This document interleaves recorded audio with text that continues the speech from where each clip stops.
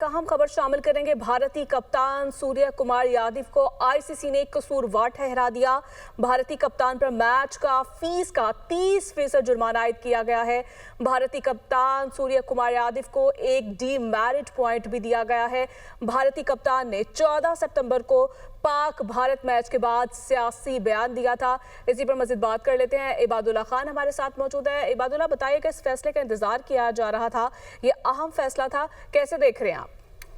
जी देखिए, ये मामला है 14 सितंबर का, जब पाकिस्तान और भारत के दरमियान मैच हुआ था और पोस्ट मैच के अंदर कप्तान सूर्य कुमार यादव ने एक सियासी बयान दिया था, जिसके अंदर उन्होंने सियासी जो है वो बयान किया और फिर पाकिस्तान क्रिकेट बोर्ड ने आईसीसी से उनकी शिकायत की। तो उसके बाद एक तहकीकाती कमेटी बनाई गई और आज तहकीकाती कमेटी का जो है वो इजलास हुआ और इजलास के बाद सूर्य कुमार यादव को बुलाया गया और वहां पर उनकी भी बात सुनी गई और आखिरकार फिर कमेटी ने फैसला सुनाया कि सूर्य कुमार यादव कसूरवार है, उनको सियासी बयान नहीं देना चाहिए था। और इस फैसले के अंदर ये भी बताया गया कि सूर्य कुमार यादव के ऊपर मैच फीस का 30% जुर्माना भी आयद किया गया है।